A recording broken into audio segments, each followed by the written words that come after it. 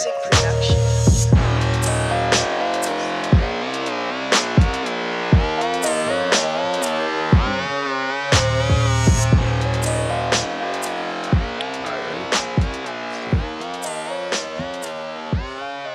Alright, y'all, welcome to another episode of Unfriended. Today I have my boy Michael Baston. What's up, guys? I will get to him in just a second. Let me give a shout out to Panther City Hat Company. If you like comfortable, stylish, and well-made hats with Fort Worth in mind, definitely check them out. If you want 15% off, right now go over to their website, panthercityhatco.com. It's panthercityhatco.com and use the code Unfriended at checkout. You can also find them on Instagram and Facebook under Panther City Hat Company. I'm going to put all the links below, so you don't have to memorize all that. Just definitely check them out, though, man. They have a lot of cool stuff. They got stickers, shirts. Those are just two of the hats. They got a ton of hats. They got hats for kids, hats for girls, all kinds of dope stuff. Shout out to Klarity Music Group for the production of this podcast. Same thing, I'm going to put the links below, but you can find them on Instagram and Facebook under Klarity Music Group LLC or claritymusicgroup.com, and it's Klarity with a K. It's your boy Rob G, my boy T over here holding it down. Yo. Shout out to UNT's project, man. Yo, I was treated to Yeah, like a small you got the sneak behind peek the of that. scenes. Yeah, It's dope. It's good stuff, man. Actually, so far, the only people that have heard it is the guests that we have, because we'll usually, play while we're just, hanging out, getting the vibe right. We'll show the guests some of the stuff, and Does that help you to production-wise to play it for people too? And I think so. Are you looking for feedback Yeah. or is it just a feeling? Okay, so it is. Well, we feedback. just, we're not like fishing for it. Well, I guess we kind of are in a sense, because we're, it's why I guess we show it. But really, we just kind of kick back and just see how people react to it. And if people want to give us feedback, cool. And if not, we're not asking, we're not trying to like fish for it. But like I said, so far, other than like family members, the guests are the only people who have heard. And you, like I said, you're the newest guest, so you've heard the newest versions. That we're always, editing and stuff like that and getting it better. But yeah, And we have a small collective, so it's just me and Rob G. So the more ears, the better. Nice. Exactly. So, but I'm glad you liked it, though. Totally, man. Yeah, no, it's great, and it's good. Yeah, I think it's good to play for people too, because whatever thing you're working on, it's nice to bring other people in, because sometimes whether it's like their opinions or their reaction, or it's just like the feeling of putting it out there. Exactly. Yes. Yeah. Because and we'll get to all this, but you're in a band as well, right? Well, I write and play some music on my own. Okay. If I had a band, on January 4th, over at Truth Vinyl in Arlington, I'm going to be playing a show, opening the show at 8 p.m. It's Michael Baston and the Baston Band. Oh, okay. I hadn't heard of that yet. Yeah, it's not really a thing I was thinking of yet. the other thing. What is it? The Peach? Meech Pango is a Pango. band. I have a tie-in with Meech. I've gone on stage with them a few times. Okay, I've sung okay. on their albums, but I'm just a friend of theirs. I've done some group vocals with them and everything. Me and Alex McKenzie of the band Meech Pango host the Mind the Tambourine podcast, which is on my podcast network, Transmissions from the Habitat. Yeah, and also I'll put all these links below, y'all, so y'all can definitely. He's got a dope podcast. The Michael Baston podcast, Mind the Tambourine. But yeah, no, I do Mind the Tambourine with Alex, and he's the lead singer of Meech Pango. Oh, okay. Yeah. But okay. I have a close tie. I rep them a lot, so some people think I'm actually in the band. I thought you were in the band. Yeah. I thought you were in the band. So you got your own little thing started. Is that going to be your first like official show? With that under that name. Under that name. Yeah, and under that name. Yeah. Yeah, like Okay. I've played other shows and stuff, but I just write songs, and And some people you sing and play guitar, right? Yes. Okay. I play little drums too. Okay. But for this, I'll be playing a Telecaster, and I got some really talented musicians behind me. Shout out to Gareth, shout out to Court, shout out to Joseph, Court Wong, Joseph Fisher Schramm. Nice. Yeah, it'll be cool at Truth Vinyl, man. BYOB. I'm gonna Be there or be square. Yeah, be there, be square. We'll be there. Me and T will be there, man, if we can. Sorry, y'all.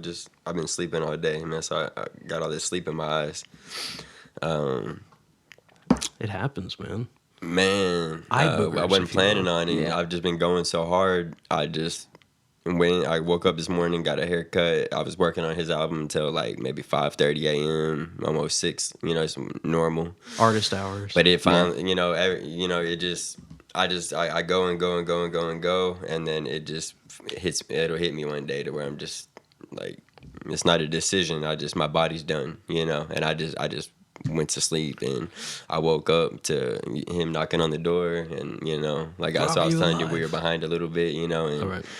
woke up to him knocking on the door, and now we're back to work, That's That's the way it goes. Well, and I know Not complaining, man. I love this shit, but you know about it, it's a lot of work, dude. Well, I like to hear that you got some sleep. I know sometimes it's like whether it's like falling asleep or staying asleep or you know the whole story. Yeah, it can be kind of an issue. So I was going to ask you about that. Rob was on my podcast and we talked about like right towards the end we started talking about. Do you talk about this on here? Yeah, this kind of stuff. Okay, so everything. So you told me the story about like that kind of stuck with me about this demon that came behind you while you were sleeping. Yeah. And you had the scratch on your arm. He showed me. Really? Yeah, he showed me too. He showed me on the podcast. And so I know that you were going to have like a man of God, a man of the cloth come by and kind of cleanse out the area. And I was doing it that night after I left your podcast. And then I remember checking up with you a couple of days later, and you said that I asked you how it went, and you said that it was like okay, but he's coming back.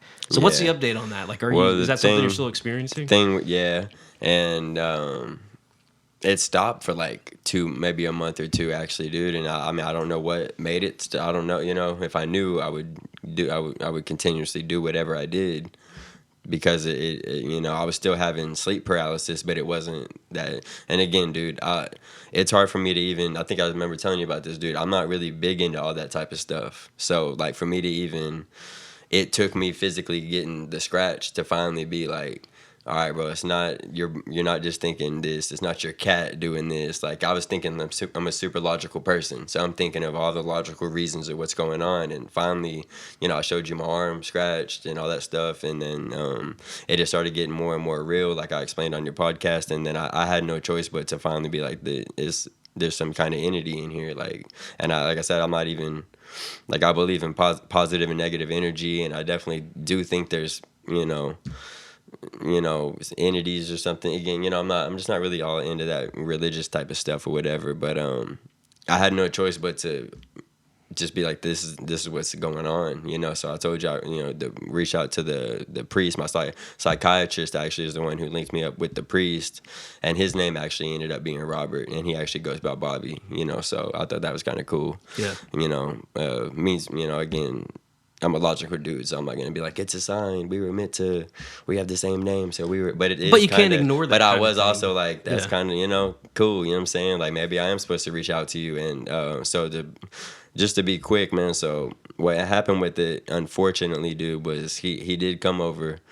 And and I don't really talk about this too often, man, because this is scary as shit. I don't even know if I've told you this whole story or not, but and you watched that episode though, right? So I watched that episode. So he came over that night, and all I did was I told you he said he was gonna come back. Well, what happened was he stepped in, and he was like, "Yeah, I'm gonna step out." And I'm like, bro, don't tell me that, man. I got to stay here. You know what I'm saying? Yeah. He's like, yeah, I'm going to step out. And so he stepped to about where T's at. And he stepped right back out. And he's like, I got to come back, but I have to bring somebody else with me. Whoa. Yeah. So he didn't even get all the way into the apartment. He made it 3 steps in. Was he afraid? Did he think it was too much? I mean, like, what was his... He just said he needed to bring someone else back with him. Because I told him the whole story, so he was prepared on his own. Obviously, I mean, he showed up with one of those like a bowl with the chains, and I guess maybe he was gonna swing it or something. Like an incense holder. Dude, I don't know. Yeah, something like that. I don't know anything about all this stuff. Again, dude, I'm not really big into religion and all that stuff, so it was hard for me to even be like, it really kind of made me think, bro, pretty deep. Because I'm like, bro, if this shit works, like, maybe I need to kind of rethink about what I believe in, Like, you know what I mean? Because I'm bringing a damn priest into my house to get rid of some shit. And if it works, it really kind of had me like, man, like, yeah, I can't deny that, dude, Well, religion is funny, man. Like, I'm not a religious person either, but there's a reason that, like, most of the human population for most of culture has related, like, evil and good to religion. Mm-hmm. Now we have technology, which is like completely, it's like completely eradicating religion, like all the way. But like religion exists for a reason. There's evil in the world, and you can feel it. You can feel the evil sometimes, And so if there's evil, there has to be good. And it's like, well, what is the worst thing ever, and what is the best thing ever? And I feel like the ultimate good, like people who say, the priest coming over and getting rid of the demon. Yeah. That's good. Exactly, so like what is yeah. the best thing? And that's usually what God is in Yeah. whatever capacity is the best, the Right. highest thing. And there's good and bad, like are there like is there like magic and like spirits and stuff like that? Who knows? But there's definitely knows? good and bad. Yeah, like I said, I'm not just one of these people that I just I don't have any beliefs. Like growing up, I really, I said I didn't, but in the back of my mind, I knew there was a higher power. I could just feel it. I knew I had a feeling of when I'm doing something good and when I'm doing something bad. And I've always believed in like karma and, certain things kind of happening for certain reasons. And a lot of people, I think, just say that to make themselves feel better. Something bad happens and they're like, well, it happens for a reason, and yeah. I think a lot of people use that as like just like a crutch. But like I actually really do believe like shit really does happen for a reason, and but there like again that I'm really big into ethics and stuff. But then that can open up a whole crazy window to like, oh, so the Holocaust was supposed to happen. Like those extreme examples to where it's like so you know what I mean, shit like that. Yeah. To where I've always just been like. I'm very interested in it, I'm not closed at all. I'm an open book, like I'm not like I said, I'm down to have the priest come by or whatever, but I like I said, my like shit was getting so real that I was so desperate that I reached out to a priest, and then like I said, that's cool and everything, and I was hoping he'd be able to help me out. But what got me the most is what I said. I'm like, bro, what if this actually works, Like I mean, if you'll probably see my ass in church the next Sunday, dude. Like, see, you know what I mean? When's the last time you went to church? Dude, the last time I went to church was last Christmas. Okay. And I was supposed to go, not this Christmas that just passed, but the one before. And I hated that I had to miss the one this Christmas because it's kind of just the thing me and my dad do, Cool. We always just kind of, and my dad, he didn't go to church either, but he grew up Christmas at going to church, Wednesday for the youth thing and every Sunday. And my grandma was, this is back, how it was back in the day. Mm-hmm. And, we're Presbyterian, or he is, or, whatever the hell that even means, But, so yeah, so at, Christmas. I went to church on Christmas for the first time in like 5 or 6 years or something. When? This Christmas, last week, I guess. On Christmas? Yeah, it was Christmas Eve. Yeah, Christmas Eve. Yeah, see, my days are all fucked up. It was just Wednesday, right? Yeah, it's weird. Days are this time of year, dude. We're in this netherland between Christmas and New Year's. It's like, do we even exist right now? Like, what the fuck? Don't even get me started, man, because that's the type of shit I'm talking about. Yeah. And but yeah, so we would go Christmas Eve is when we'd go at night. We'd usually catch the 7 p.m. little thing. And again, dude, like me and my dad liked it because it's not like a regular preaching to you. It's like a just feel good. Yeah, it's they light Christmas the candles. Music. Yeah. It's Christmas, little kids dressed up, and it's good energy, and it's that Christmas music, and there's a couple church songs mixed in, and the message is more just Christmas based. You get to hear like we fuck with that. Yeah, you get to hear like regular Christmas carols, but like all 7 verses. Yeah, yeah. Like Little Town of Bethlehem has like 9 verses. They just keep going over and over. Yeah, I'm like, yo. Never heard this part, before. So let me ask you, dude, did the priest come back with another guy? What happened? Okay, so basically, like I said, bro, I was I was skeptical to even do it in the first place, dude. I mean, it took me a while to even reach out to the guy because, again, I'm not really a big believer in all that stuff. But I was so desperate, bro. Like I told you, bro, you end up, waking up and you're literally bleeding, bro, from a scratch or something. And then for y'all listening, bro, if you don't believe me, man, I wouldn't believe myself either, dude. Like, I really wouldn't, dude. If somebody else told me the story, I wouldn't believe that shit. But now that I've lived it, I'm just telling y'all the truth, man. And I'll also put a link, not just to his podcast, but to the episode we did, dude, because it was really deep for me. I told you it felt really good to talk about it because I had kept it a secret for a while because for multiple reasons. One, it's scary as shit, dude. I really don't like talking about it. 2, I wasn't really sure what the hell was even, I know it's crazy, dude. You know what I'm saying? I'm not trying to be looked at all. Like, I don't really give a fuck what people think, but I'm not really trying. Like, nobody has the answer to that shit, dude. You know. And I did tell 2 or 3 people, and they were like, "Man, it's probably your cat." It's your sleep. They know I have sleep paralysis just in general. They're like, "You're probably just thinking this up." I'm like, "Nah, bro. Like." Nah. I mean, you don't know unless it happens to you, you know? Exactly. And now everything's changed for me, you know? But so long story short, dude, he ends up, we start trying to keep linking up, and apparently this guy he wanted to bring lived like 2 hours away. And he's like, but he'll do it, man. Like that's what he does, and he'd want to help you, you know. He's like, so we'll be here, and we kept on trying to set it up. I'd either be busy, he'd be busy, and then in my mind, I'm like, bro, this is serious, bro. Like, fuck whatever you got going. Like, if you need to call into work or you need to like skip out on a session or something, like, bro, you're getting attacked by a damn demon when you're sleeping. That's number one priority. You know what I mean? But at the same time, unfortunately and fortunately, it kind of went away, dude. And I don't know if it's because the demon knew that I had people coming, you know, to get rid of it or what. But, like, after he did step in here, it went away.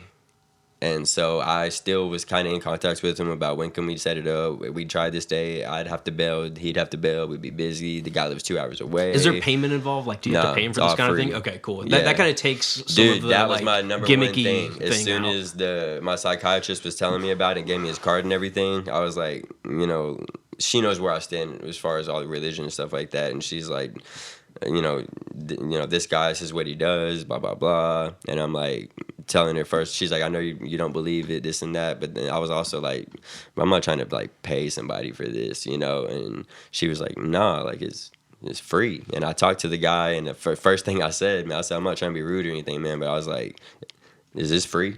You know what I mean? He's like, yeah, this is what I'm here to do. This is he said that was his job, you know.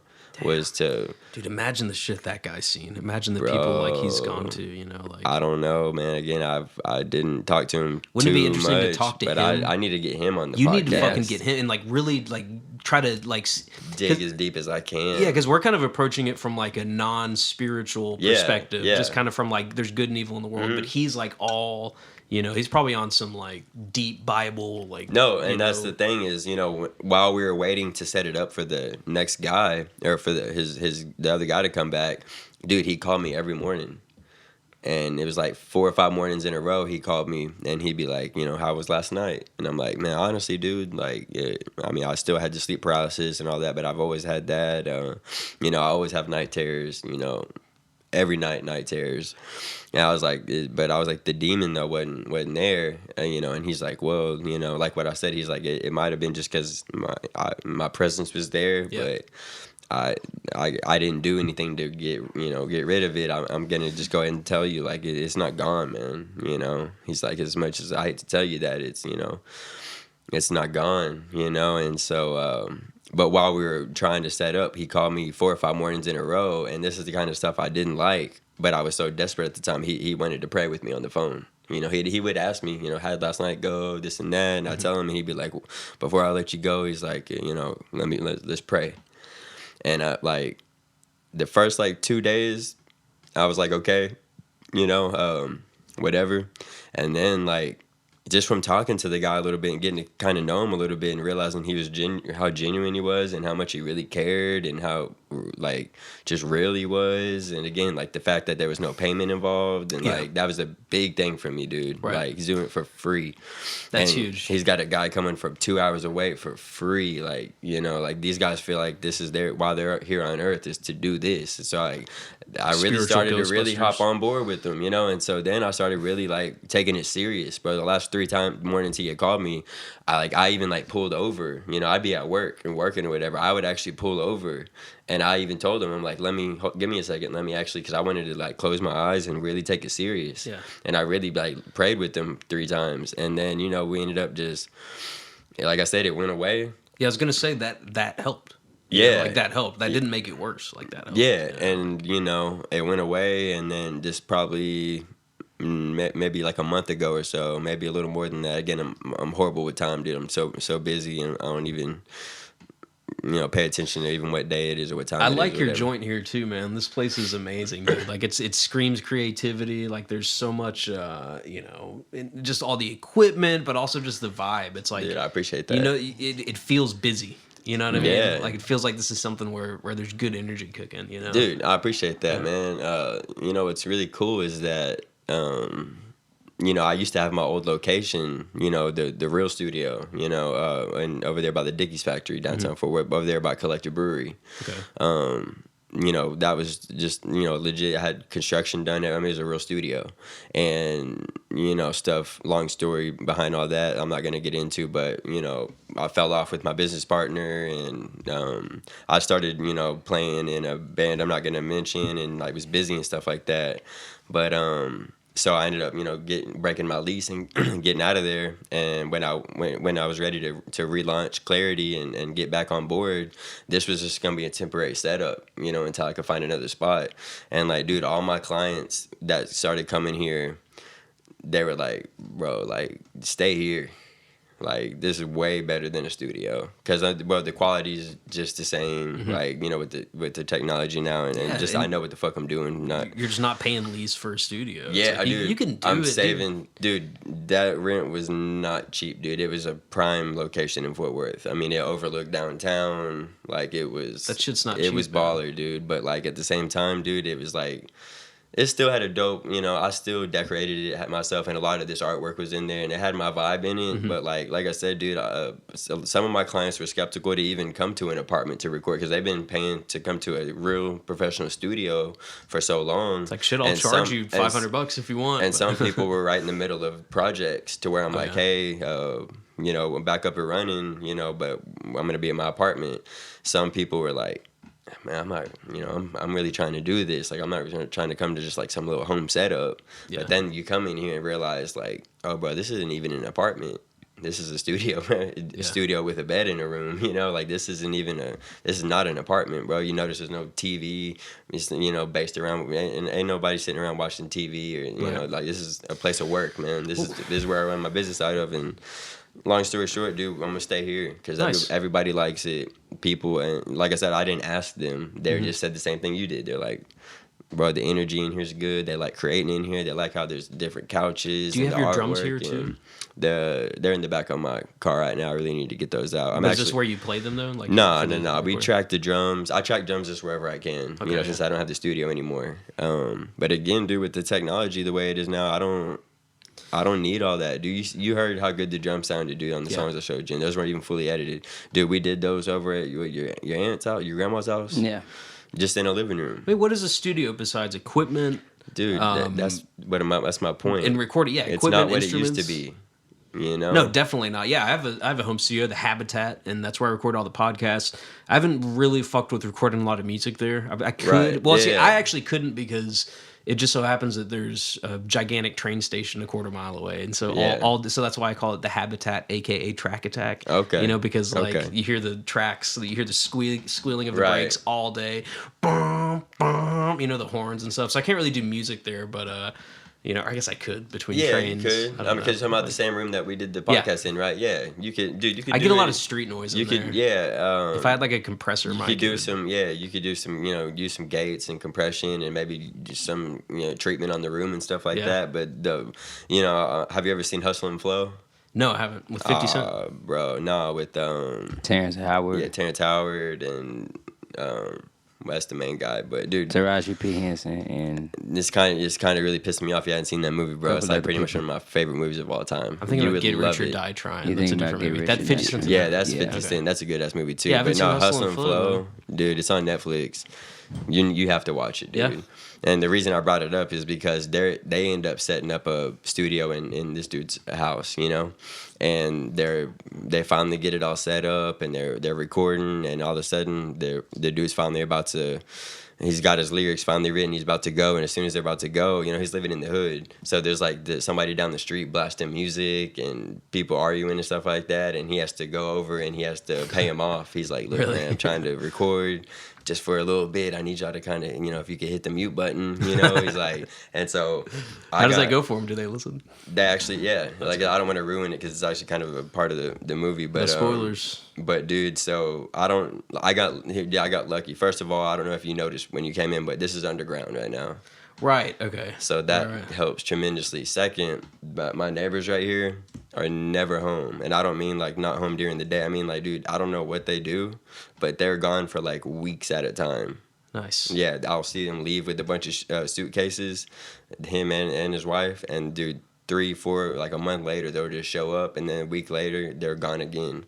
So I have sounds like some secret agent shit, dude. I've been really wanting to ask. Going them, to Russia for a couple of months. What do y'all do, dude? Yeah. You know, like, and dude, that is classified. The dude will be all dressed up and shit, and I'm like, what the fuck are these people doing, dude? Like I really am curious, dude. Yeah. But it's like low-key James Bond. I don't want to, I don't really, I don't know him that well or whatever, but, and dude, one random ass story, and it did kind of piss me off, man, and I don't know if this is right or wrong. Some of these animal people out here might get pissed or something. I'm not sure, man, but. Everybody's pissed about something. Yeah, exactly. Yeah. Well, my cat got out one day, and I was leaving, and I actually was gone all day that day, dude, unfortunately, and somehow between me walking out the door and I remember I turned back around to grab my backpack off the back of the door. I stepped out. I was on my backpack, did that, closed the door and left, right? Somewhere in between there, the cat got out. And this is early in the morning. Well, I didn't come back until almost midnight, dude. Did you know the cat was gone that morning, or you didn't know that it was gone? It was not. The cat the cat was in there, in there that morning. I mean, I remember seeing the cat. But you didn't know that the cat escaped that morning. No, if I knew that then I would have, right. Look for him. I would have, found him before I went and left for the whole day, right. But like I said, I just left.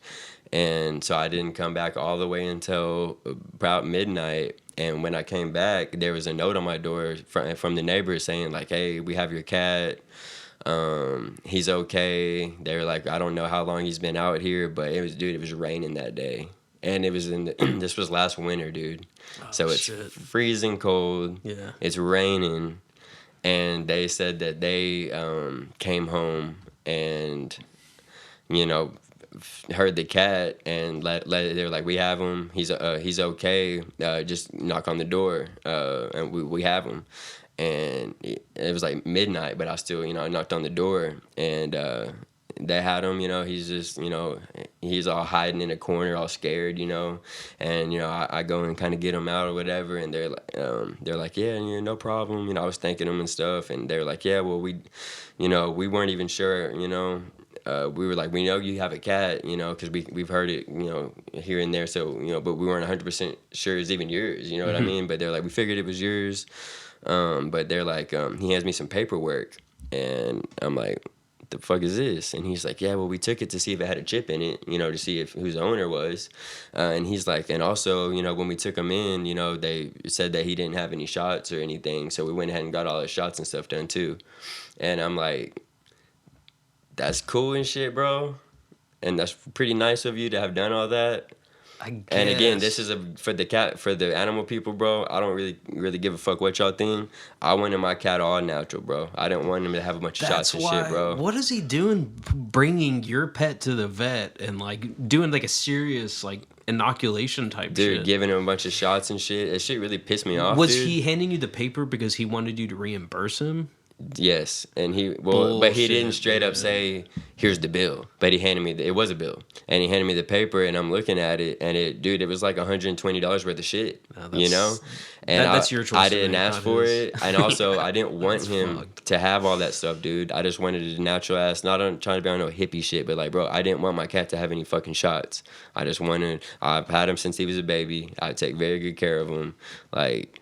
I'm like, again, bro, I'm sure there's people like, that's fucked up. You got to get your cat. Same as people with the shots these days. You're like, you got to get your kid the shots. Anti-vaxxers. Yeah, vaccines and shit. Yeah. And he was like, yeah, but he's over here thinking, he did the right thing. Because they have 2 cats, And he's like, yeah, man, we went ahead and we got him. He didn't have shots, so we got to. And I was just like, I can't be mad at the dude because my cat was outside getting rained on all day, and they even went and found. I'm like, I'm cool with you taking him in to see the chip. It's pretty smart actually. That's the point of it, I guess, is to see if he has a chip, to see if you can track him down. But then I'm seeing all these like 4 or 5 shots and stuff, dude, and I'm like, man, I didn't say anything to him about like, bro, it's fucked up, bro. I didn't want my cat to have it. It was too late. Cat already got the damn shots. Yeah. But then I see the price at the bottom, and I'm like, hey, man, like. You know, I'm not, you know, trying to pay you the $120, man. I mean, I did say like I wasn't planning on doing that, you know. And he was like, yeah, man. He's like, you know, you know, whatever. Then, you know, he needed him, and saying it all nice to me and shit. Like he did me a big favor. He's like, he needed him, and you know, they said he didn't have any shots, and I'm like, well, does he have a damn chip in him now too? What else did you do to my cat? For real? Yeah, I'm like, no, for that's real. pretty fucked up, dude, to take somebody's cat and do all that shit, man. And I'm like, man, you know, I don't have the $120 for you, dude. And he's like, man, he's like, he just needed the shots, you know. He's like, if you can just throw me just whatever, is how he worded it. And I'm just like, bro. Yeah, that's not cool, man. That's not cool. It's cool that he found your cat, but it's not cool that he took it upon himself to like, you know, it's next level kind of psycho, bro. It's kind of weird. That's pretty weird, I think. And like I said, he's looking at it like he did the right thing, you know. But I look at that cat like he's my son, bro. You don't just take somebody's fucking kid and go get a bunch of vaccines done, dude. You know what I mean? Yeah. Like you find your ass in jail real quick, dude. Yeah. You know? Yeah. And I was not happy about that shit, dude. And like, you know, I'm like, nah, he's not all natural, man. You know? Like, yeah, man. And that's your choice to make, man. It's not his choice to make. That's not his fucking cat, dude. So I'm glad you never paid him, though. Well, that's the thing. So he's like, whatever you can do. And again, dude, I am half and half because I'm like, dude, I'm talking about it was freezing that day. And you were gone all day. And I was gone. It could have been a lot worse. All day. How do you know they didn't come? Because you didn't see your cat leave. How do you know that these secret operative CIA-type neighbors you have didn't break into your apartment, take your cat up to the vet, and then get it inoculated, and then bring you the bill just for the pocket change? I don't know, dude. I mean, it's like a guy coming up to you. He took a big loss then, unless he, you know, I guess if they're that legit, the paperwork wasn't even real, you know? Yeah, exactly. Because I only gave him $40. It's like when you pull up to the gas pump. And he paid $120, you know? You pull up to the gas pump and a guy comes up and starts like Windexing your windshield, and then he's like, okay, that'll be $10. It's like, I didn't ask for that. Back on the east side, bro, people do that all the time. Really? Yeah, they would just walk up and just start trying to do all that, and you're like, bro, I didn't ask for all that shit, dude. Right. But see, that's the easier one though. That's like, bitch, get off my car. You know what I'm saying? Like, I know you know about that bullshit. You know, like that's easy. It's just get the fuck off my car, man. But this is like, you know, like I said, bro. Like I don't know what they do. You know, like I said, they're nice people, dude. When I see them, we'll say hello and this and that. I mean, we don't know each other, but we've been living next to each other for 2-3 years now, and you know, like I said, man, they're not even ever home, man. But anyways, man, yeah, that. Back to the whole studio hustle and flow thing. Yes. Which I need to watch. It's on Netflix, dude. As soon as I get out of my Black Mirror binge, I'll I just went on You. I don't know if you've seen the show You or not. No, I've heard of it. Season 2 just everyone got liked put that up, a lot. Chris D'Elia's in that. Yep. Yeah. Yep. I saw him posting about it. I've never seen it, but the first one it's really good reviews. Bro, season. I'm not really big on. First of all, even just sitting down and watching anything, you know, I'm always working, and it's got to be something real dope. It's like a stalker, right? Like he's like a stalker or something. Okay, that's all I know. Killer, stalker, like genius kind of thing, real slick. Like, you know, I think you would, you know, like it. You know, you saw a couple pieces of it with me, and it's pretty crazy shit, dude. But yeah, season 2 just came out yesterday, I think, or the day before, and yeah, Chris D'Elia is on season 2, and I don't want to ruin anything for you on that, but it's pretty cool seeing him on there. I know he's like a dickhead, kind of. Yeah, he's a dickhead. He could play that very well. Perfect. He's got that asshole face. You know? Yeah, totally. He's very pompous he has and cocky. That character, you know. Yeah, he has that thing about him for sure. Yeah, he killed it, you know. But yeah, dude. So I actually saw him in Houston. Oh, really? Are you from Houston? I thought I heard something about that. I lived in Houston. Okay, cool. You live in Houston now? No, not now. I lived in Houston. Okay. I was born there. Oh, yeah. Oh, really? Yeah. I only lived there for 2 months and then moved away. But what took you out there, if you don't mind me asking? My parents met there. Oh, so you were born in Houston? Yeah, I was born in Houston. Okay, yeah, and then I didn't you know, I didn't have any say in it. You know? Yeah. Wasn't even walking or talking. Exactly. Yet, didn't even have fully developed eyesight yet. Hey, bro, fuck all that, because Houston feels like shit, smells like shit. I've been so you're not multiple Houston times. An Astros fan at all? Not really. No, I'm not like a big Texans fan or an Astros fan. Cowboys and I guess Rangers. I mean, I don't really have a baseball team, but I mean, Nolan Ryan played for Houston, and he's really? one of the best. I'm not a big sports guy, man. I like Amari Stoudemire jerseys. Isn't that what that's that what is? I was about to say. Is I like people. I like I don't really like basketball, bro. I mean, out of any sport, if I was gonna watch one, I'd want to watch basketball. But I follow like the jerseys. The jerseys that I wear is I could give a fuck about the team or basketball or any of that. I just like I'm really big on watching interviews and stuff. Like that's one thing I do watch is interviews, and that's why I'm such like that's why I have a bunch of like Dennis Rodman jerseys and Allen Iverson and like there's just people that catch my eye through interviews to where I'm like, bro, I want to get their jersey, man. I fuck with that person. I can give a fuck about their basketball Iverson shit. Was you know? What was his thing that went viral? Not like playoffs? Practice. Talking about practice. Yeah, talking about practice. Yeah, that was his one of many, but that was his biggest. He like biggest choked thing. his coach. He's crazy, bro, but he's also. I just. He's one of the best. He was like him. the new Jordan. There's a clip of him and Jordan like posting up on each other. Oh, bro. I think he got. Yeah, he like the drove one on Jordan. Yeah, or something. he's the one that. Yeah, he crossed Jordan. Yeah, that's right. Yeah, that was and huge. The thing is like he was a smaller guy, but like, dude. And every time I say this again, I'm not the biggest sports guy, so I don't even get into these conversations like too often. But you know how there's like especially you know the life I live, man. I'm around a lot, pretty much all hip hop and basketball type, you know, just that culture and shit. So you know, what's your top 3 favorite rappers or top 3 favorite basketball players or like that? I've heard that conversation a million times in my lifetime. Top 3, and top 5, I always will bring up top 3 or it's top 5, however you want to word it, but it's the rapper, basketball, whatever, you know. And I always put Allen Iverson as my number 1, and people, I've never had a good response to that.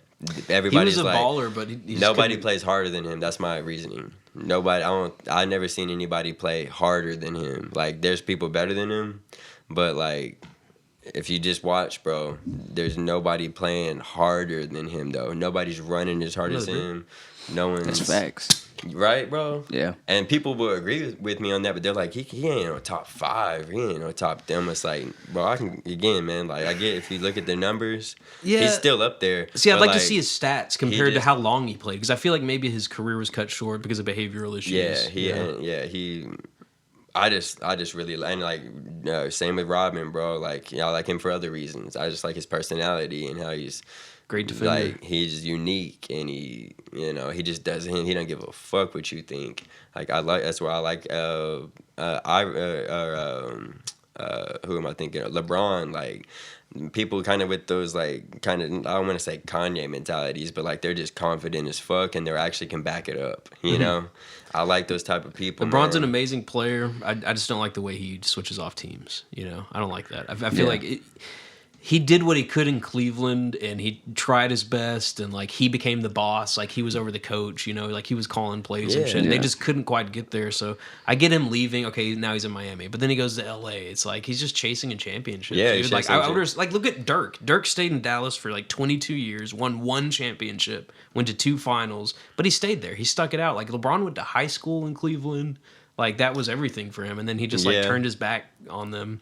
I think he went from Cleveland Heat back to Cleveland then LA. It's like I just don't like that mentality now, and it happens in every sport now. I think where it's like instant MVP, instant like all-star team, like all the best players in the league go to one team. It's like that's not baseball. That's like cheating, used to be the Yankees forever. Like the Yankees just they just swooped up every good player because they had the money and they were winning championships, man. And so they would buy everybody out, dude. And it was pretty much like an all-star team against all these other teams. Yeah, I guess that's true. Yeah, they fell off or whatever. But again, I'm not even that deep into sports, dude. I just like certain people, you know. Not if I take this last one, man, dude. Yeah, you brought them. That's all you. So I'd like to split it up 2 and 2 and 2, but fuck it, it's Saturday night. You know what I mean? Good. Like, was that all? That's all of them, though, right? Yeah, it's all of them, unfortunately. There's not one more in the bag, or is that empty one?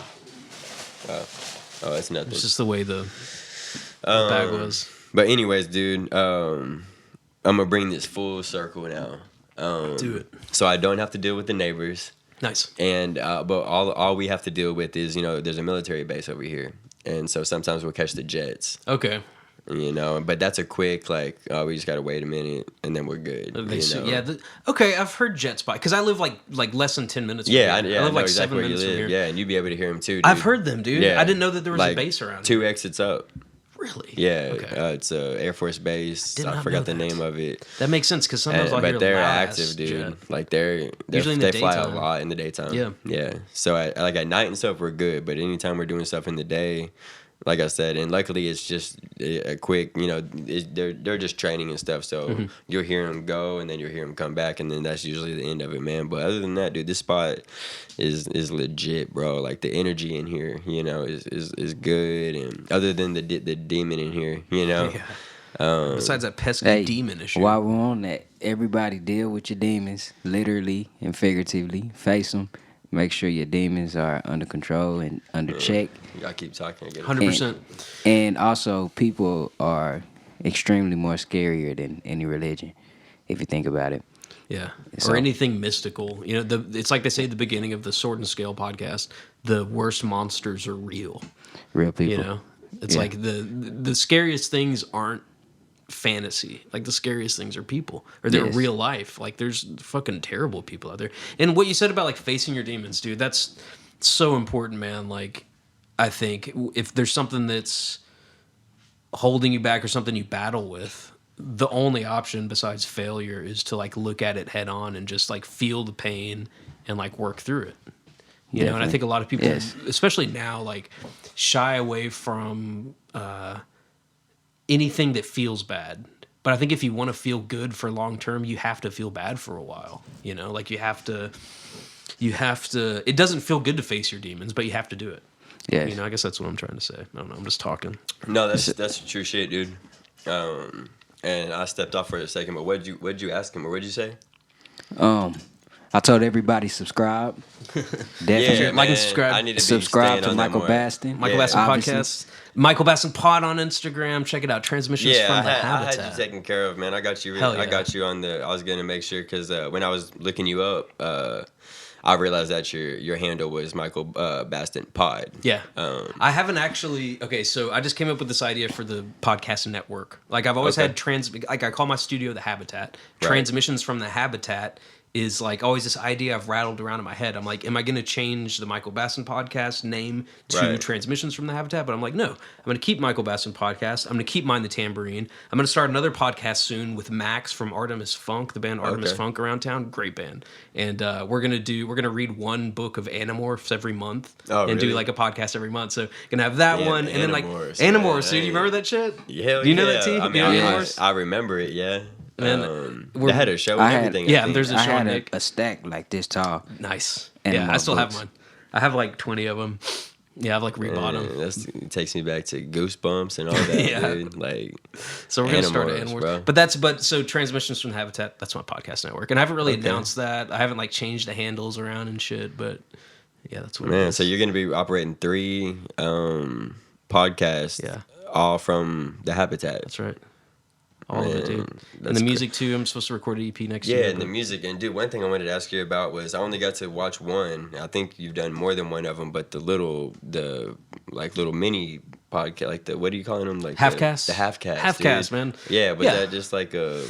That's like I think if you're gonna do podcasts, to me, I mean, it fucking depends on what you're trying to do. Like there's 5-minute podcasts that people release once a month. I like to release something every week. And so I either like prep for a week and then do this whole like, okay, here's the topics I'm going to go down. Like, Right, because yeah. I guess I should explain that. Like Michael Baston Podcast is usually guest episodes with artists and musicians around Right. DFW, or I do solo episodes of that. And the solo episodes are like topic by topic. But sometimes I'm like, fuck it, I'll just talk. I do ramble gambles where I just talk Okay. for 30 minutes without I've notes. seen 1 or 2 of those, I think. And I do Yeah. half casts where it's just like a shorter version because I don't have a lot Yeah, of time. I was gonna tell you, I like that, dude. The half the casts short are one? cool. Yeah, but Those but are my- I like that you don't just do those. Like it's Yeah. every now and again throw one of those in. Like it's pretty cool. Well, I started 2 years ago, maybe to the day. I think I started Really? on December 26, 2017. Today's like the 28th, right? So whatever. Yes. But like about 2 years ago, I started, and it was just the Michael Baston Podcast, and I would just talk for 30 minutes. Oh, just straight That was solo. it. Yeah, Just- no notes. I would yeah. just talk, and then when the timer was 30 minutes, I would hit stop. I was like, all right, that's it. And then I started getting topics, and then I started expanding out to guest episodes, which yeah. is I met so many fucking cool people doing guest Dude. episodes, dude. Like, That's like kind of one of the points I wanted to talk to you about was one was just like what even made you want to even start a podcast. can I use the restroom? Yeah. Is that cool? Yeah. Okay, cool. I'll be right You're back. good. Sorry, man. These beers are going right through me. You're good. What news have you been on lately? News? Any? You know I stay off the news, man. But what did I? Matter of fact, bro, Gotta be relatable. Somehow.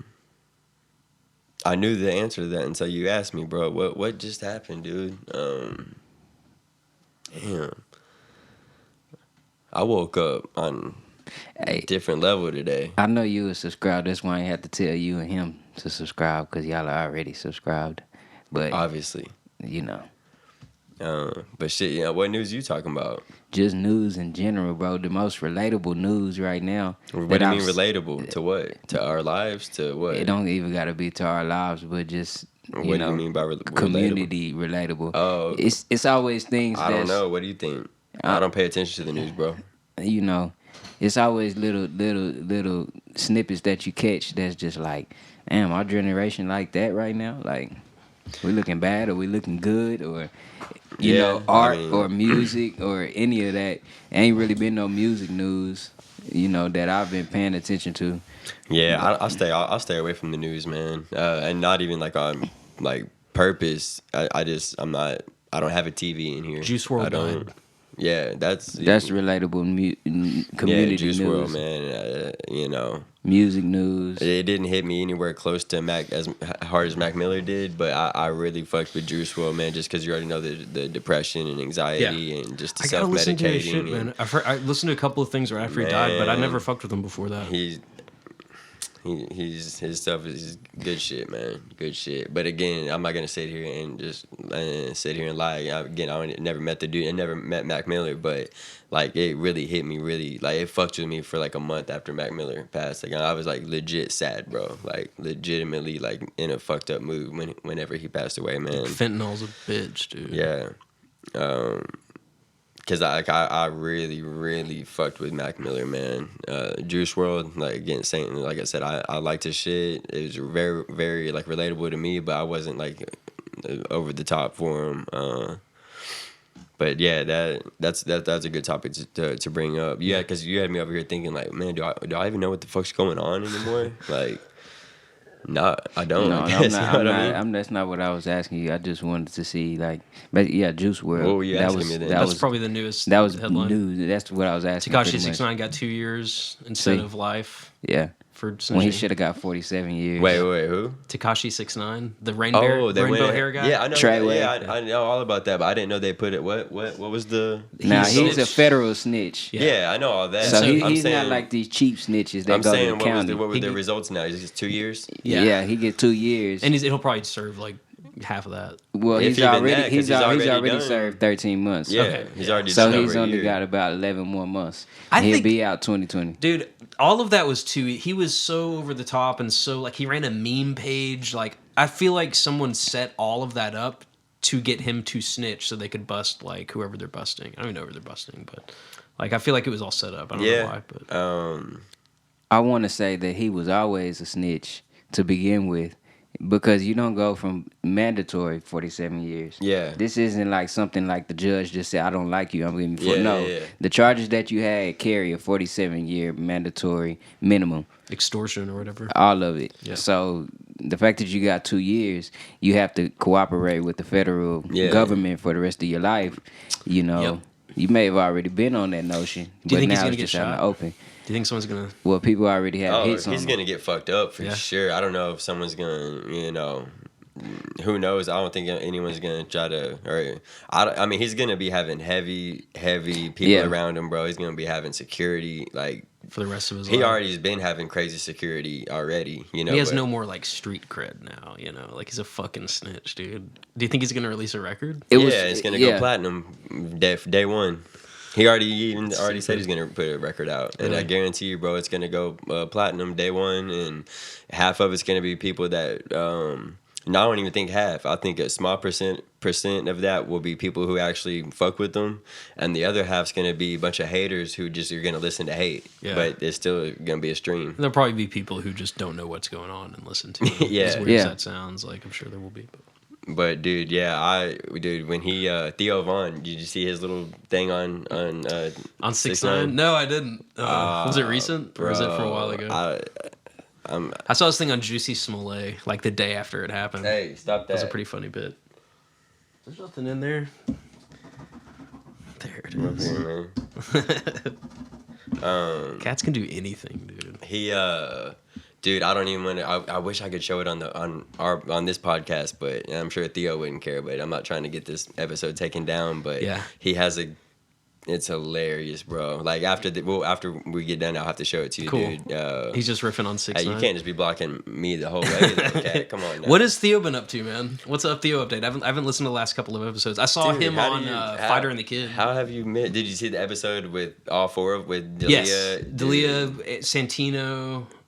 That one, but they put a Christmas one out. The last episode they put it's a Fighter and the Kid episode, but it's Brian Brandon, Callen, Brian, it's Krista Lee and Theo Vaughn, all four on one episode. Damn, I don't think I saw that, dude. It came out in the past week or so. 2 or 3 days ago. Dude, I might have watched that. I don't fucking know. I watch so many podcasts, man. Hilarious. If I'm not fucking with Unfriended, I'm fucking with like Rogan or Crystalia or that's all I watch, Theo, dude. Santino. I like Riffin' with Griffin. Do you ever watch that? Bro, I just Riffin' got on about 2 weeks ago, man. It's good shit. And it's good shit. It's Eric Griffin. I saw him on another podcast. Exactly. They all linked me to I saw Theo on Church of What's Happening Now. That's how I got turned on to Theo. Oh, really? Yeah. Okay. Yeah, that's the first place I ever saw Theo. I think I saw him on Rogan too, but before that, I saw him on Church of What's Happening Now.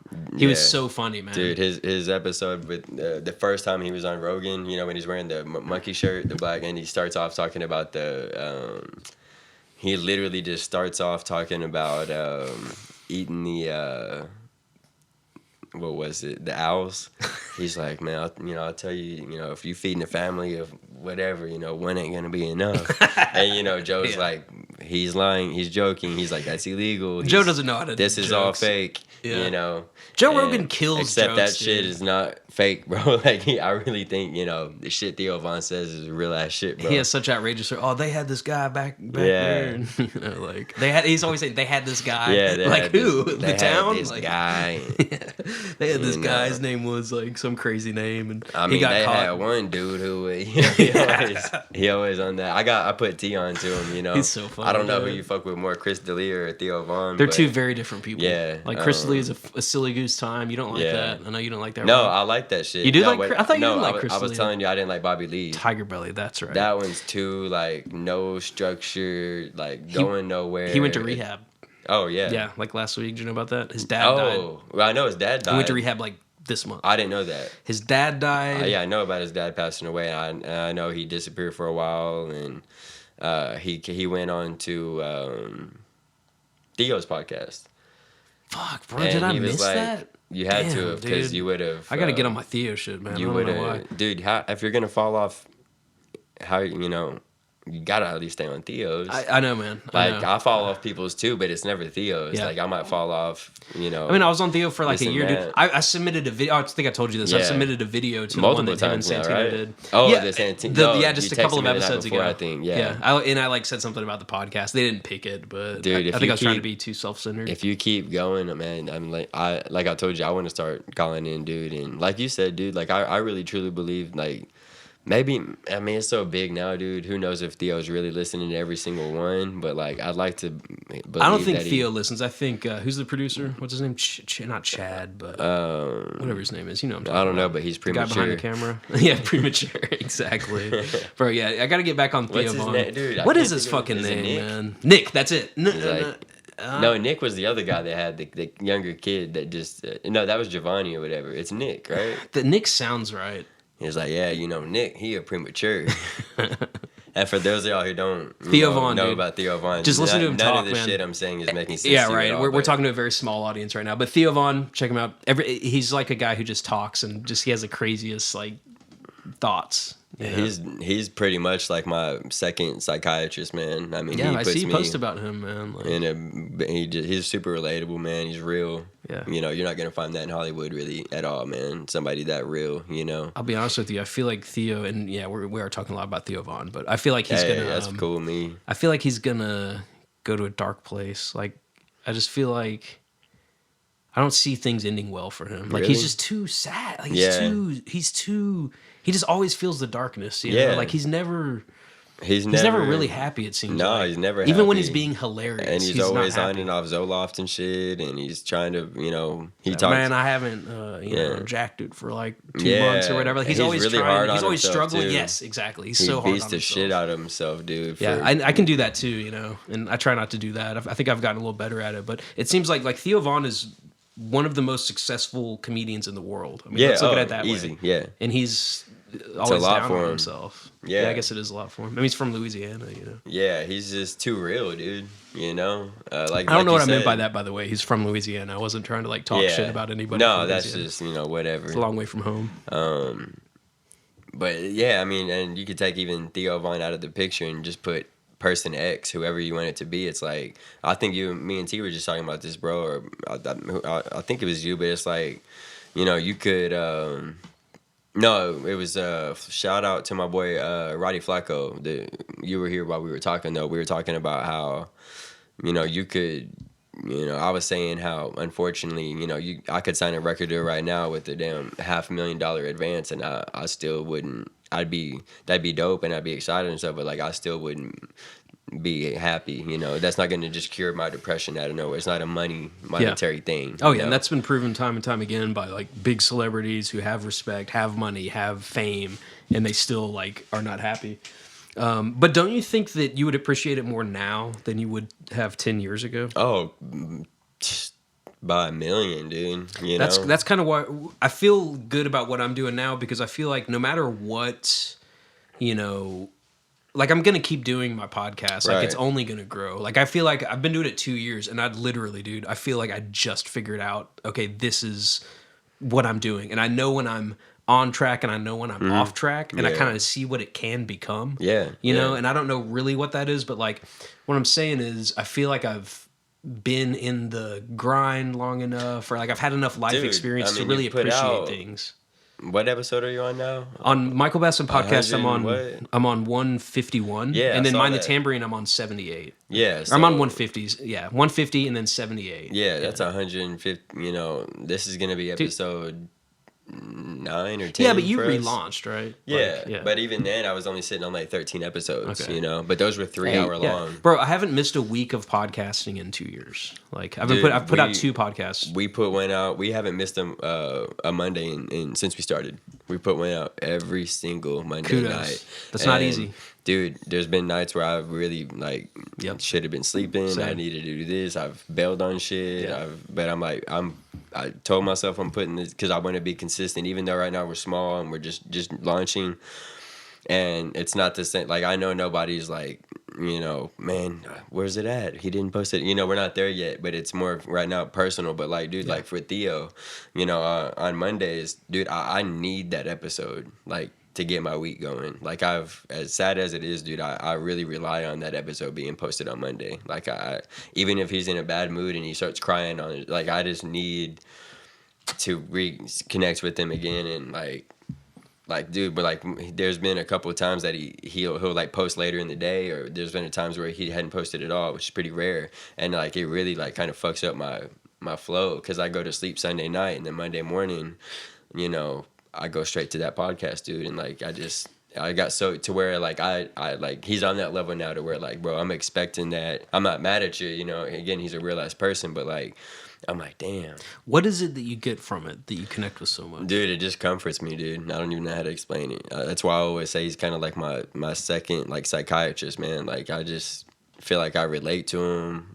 I feel with the depression and just not, even when things are going great, still not happy. And, And he's just a genius and doesn't even know it, and his wittiness, and he'll have me laughing, he'll have me thinking about my own life. You can never guess what he's about, how he's about to. Chris D'Elia on, so maybe I did see this episode of Fighter and the Kid, because Chris D'Elia was sometimes I feel like you don't know what you're going to say at the end of the sentence. Yeah. And I was that's a perfect description of Theo Von. He just starts a sentence, and then it's he just says random words. He's really a wordsmith, man. It's pretty he's good. A genius. The way his mind works so quick, and his metaphors, he's on Lil Wayne status of metaphors, bro. He's how the fuck did your brain even connect those, dude? That quick too, and I only bring up Lil Wayne because he's like the king of metaphors, bro. I think if you listen to his music. What's he done lately though? I mean, like, you know, he's kind of out there. Lil Wayne got a feature recently with He Lil used to shit TJ. Okay. It's I guess everybody say it's a good feature. I ain't heard it. I haven't heard it. There yet. was a dishwasher. I used to work at this restaurant. Shout out to Avanti Fort Worth. Closed now. They were open for like a year and just couldn't cut it. But What were they? Avanti. It was like an Italian restaurant in Fort Worth. It was okay. like fine dining, but it was cool. I'd met a lot of good people there. I'm not gonna talk shit about the place, but there was a dishwasher there, and he was like talking about Wale and a bunch of like Houston rappers, and he had his favorites, and then. I didn't say Lil Wayne, but he thought I said Lil Wayne. Yeah. Just like talking. He goes, Lil Wayne, what the fuck you talking? Like he started hating on Lil Wayne. Right. Like, and so ever since then, I was like, do people like him? Do people not? Because then I've heard people cite him as influences. Everybody from the boot keep holding it down, number one. And Lil Wayne also had something with his airplane, his jet, because you know that's how they got Juice WRLD. They raided his jet. The feds, the feds raided Lil Wayne jet and found a pistol and some cocaine, just like this last week. So. Wow. Yeah, and Juice WRLD like, had a seizure while they were searching his plane. Yeah. Do you think he tried to take like a bunch of perks on the plane to not get busted? Yeah, that's what happened. See, but he had illegal firearms. He had guns and cocaine. Like 17 pounds of weed. Of weed, right? 70 pounds. I don't know who's. So what are some perks gonna do? I don't know who's around him or who's his company that he keeps, but weed, even that amount. You know, that's a felony charge, obviously. But perks are also considered possession of either like controlled, like Schedule 1 or something. Yeah, it's a different It's type worse than of. it's a different than 70 schedule. pounds of weed, dude. You know what I mean? You should have spread that shit out among everybody, dude. That's an unfortunate. Well, who knows, dude? Maybe they all did take some, and then they just didn't. We don't know, man. What are you doing with 70 pounds of weed, though? Is he slinging it at shows or like delivering it for somebody? I'm not understanding, first of all, like, dude, you're making delivering money like that. Yeah. Like, what the fuck are you do? Like, Why not make more money? You're about to do that night, dude. You're about, you know what I mean? But why not have your people do all that shit, bro? Like, why are you... You know what I'm saying? Like the real deal. He's still pretty young. Is this extra $200,000 that you about to make really worth your career? Why don't you just have people under you do all that shit? And he was like 20 though, you know. Like he was young. I don't think he had the chance to like drift away from. I think if he kept putting out records for 2 years, he would have drifted further and further away. But he came. I assume like he was doing that. Yeah. And then just because he had a couple of hits and started getting some recognition. I mean, he wasn't famous. You know, like he wasn't like. I mean, he was named. He was named. Entertainer of the Year from like Billboard magazine or something like that, like 6 months before he died. Like he was shooting up. Walmart had chosen him to be their spokesman for like this new campaign they were doing like in neighborhoods for people. He was going to be the spokesman for like his area or whatever. So he had a lot of notoriety, but I don't think he was far enough away from it to like to know what to do. I see what you're saying. I didn't really look at it that way. I think it's a thing of fame, like getting too famous too young. Yeah. Too quick. And real quick, man. Hey, we're looking for a young Jamie out there so I can stop having to get up. You know, so somebody trying to join the Klarity team, you know what I'm saying? Hit the DMs.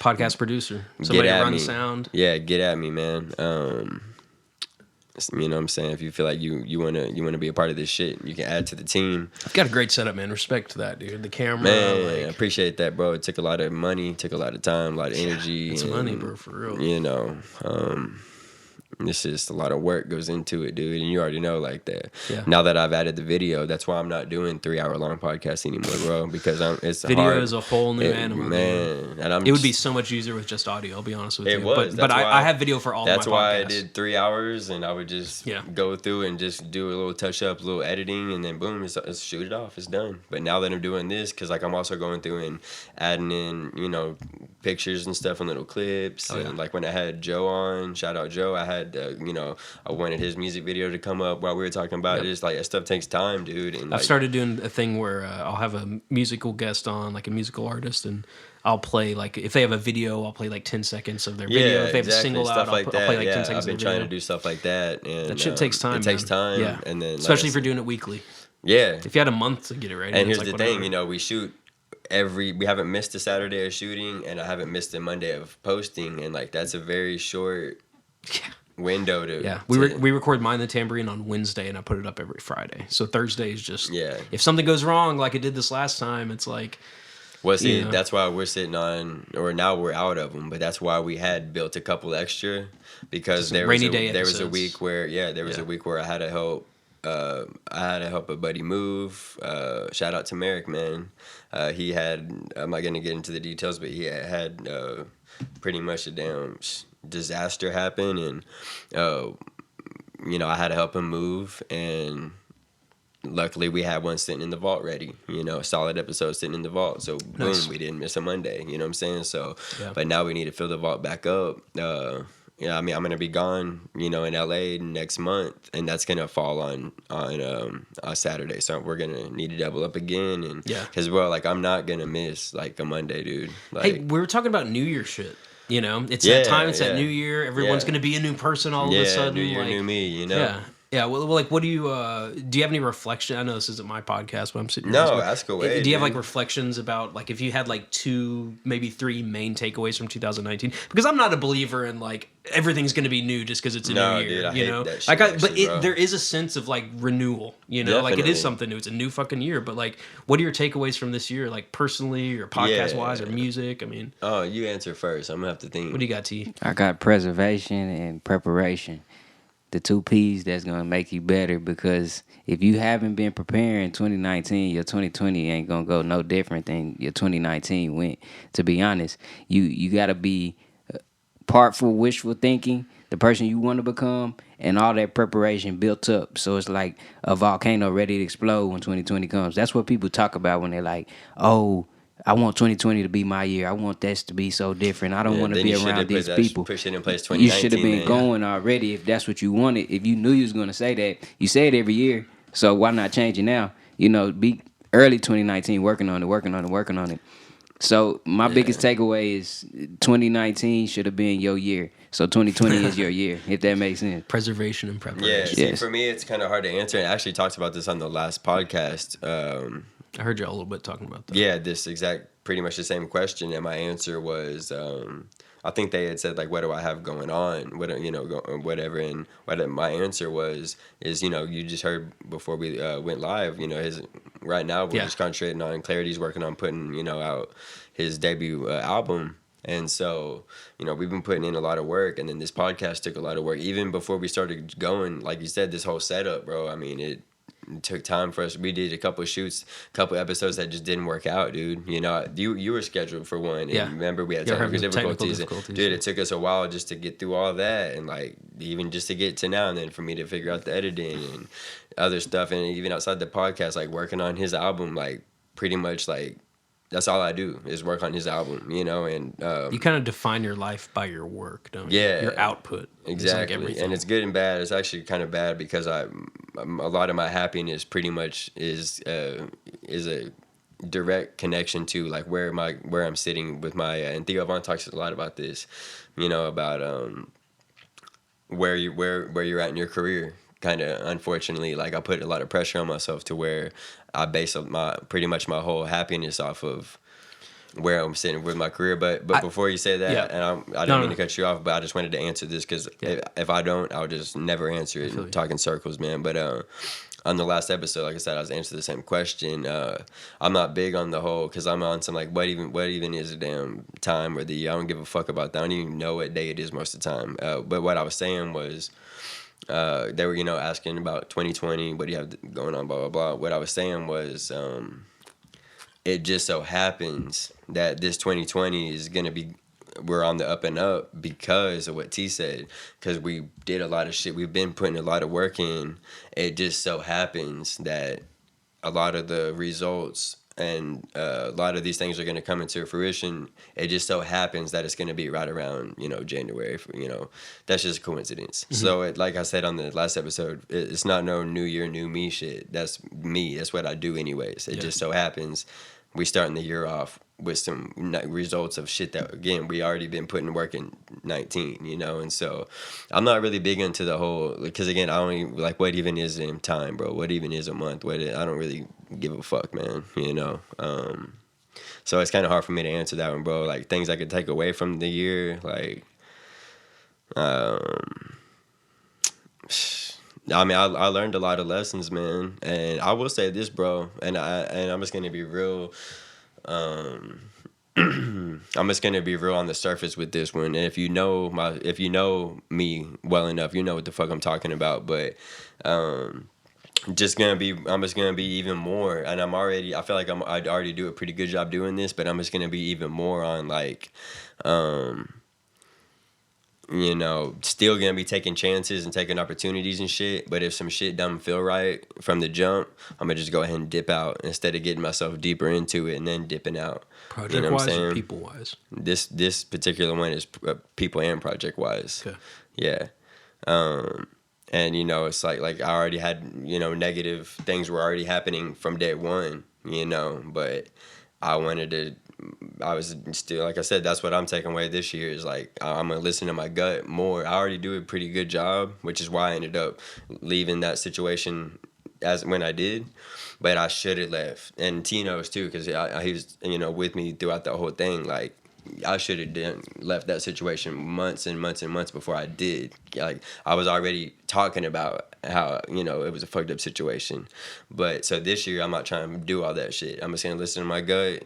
If something's not right, like you said, even when you first come in, you can feel shit, good and bad, and energy and red flags everywhere and this and that, and like, so this year that's gonna be my answer, bro. Keep an eye on those demons. I'm gonna keep an eye on just like my gut, bro, and what my heart's telling me, and I'm gonna just ride with that shit, bro, and like not sit here and wait on shit, bro, like, cause like this podcast could have got started way before if I would have quit that situation, when I knew I needed to, and a lot of other things would have been sped up, but it is what it is, So that's what I'm gonna take away from that year is, and that's just the biggest situation. There's a bunch of other things too. Same thing where I'm like, I could have done this differently, or I already had a feeling about that, stuff like that, So that's gonna be my answer, bro. Just listen to my gut more, listen to my heart more. Still gonna take risks, and because you got to take risks to get big rewards. You got to take big risks to get big rewards. And me and T, we go hard as fuck, bro. And like I can say that with confidence, man. Like we go all in. We've been busting our ass for real. I can hear it in the work, man. It's y'all are sitting on something. I appreciate that for real, y'all are sitting bro. on something right now. I appreciate that, but man, again, like I said, I'll talk forever, bro. That's why I had to get T as my co-host to balance me out, Mr. Quiet over here. It's nice though, man. Because I'll be talking, and when he talks, it's rare, but it's like value. It brings value to the conversation. Totally. So it's a perfect co-host. But back to what you were saying. What were you gonna say?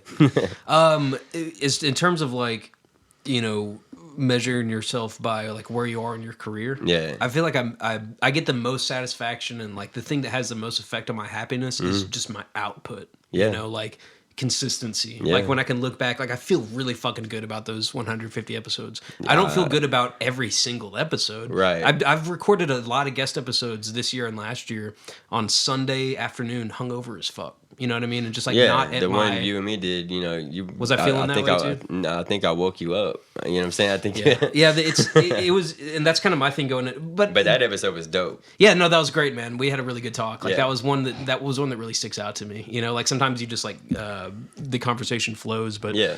But I don't feel good about every single individual episode, but I feel good about having this whole like body of thing that I'm like sitting on. So, yeah, I don't know. Like to me, it's about like output, consistency. Like the thing I feel really good about is committing to something and following through with it. Exactly. Like this podcast is, I've kind of like formed a relationship this year too with this girl, and that was kind of unexpected for me. And so that's kind of the same deal. Same like, thing. Yeah, Same putting concept, work. yeah, put in the like work building and- something. And when you can do something that like people know me as Michael Baston from the Michael Baston podcast. Right. And like 2 years ago, that wasn't even a thing. Yeah. Like people reach out to me and stuff, and like, hey, let me come on. Like I have something dropping soon. Can I come on and talk about it? Yeah, And it's like cool, right? I never. Yeah, dude, it's so cool, man. Like it's so funny how a thing can become a thing just because you act as if it's a thing, and now Yeah. it's a thing. Yeah. It's, and then now people know that thing exists. It's not. and It's like I hate saying fake it till you make it, but it's that same kind of concept. Like this, you're gonna go ahead and this is what it is. I see it. I know no one else sees it yet, Yeah. and it's not even that yet. But I know what it's gonna be, or I know what I'm doing, and all of a sudden it is that. And like I said, I hate. It's not faking it, but it kind of is like. that phrase has some merit Like for sure. yeah, Act as if we could act like reword it's a it thing. a better way, yeah. Then but same same meaning, I guess. But definitely, man. Did you answer why you even wanted to start a podcast in the first place? I heard that question. I was like, damn, I really got to sit. Because I don't like to interview people. I just wanted to just talk, but I always have at least 2 or 3 questions I wanted to ask, and that's one written down. It's just what made you want to start it? Because not the average person wants to just make a podcast. Yeah, they're more and more these days. Bro, it's like but a lot of people start a podcast, but not a lot of people follow it through. They're not gonna push one out every Monday, no matter what. They're not like. I mean, like I said, I'll let you talk, but bro, like there's like, I mean, I don't know about T, bro, but I'm extremely happy that we haven't missed a Monday yet. And yeah, some episodes are way better than others. I mean, so far we've had all super high quality guests and they've been dope, but like you've had some are better than others, you know. But like I can't even imagine, bro, if we're sitting 150 Mondays deep. I mean. That's crazy, bro. Thanks, man. Props to you. Like that's a lot of work. Props to y'all for what you're doing here, you know, and like any kind of consistency is awesome. But like I started it, man.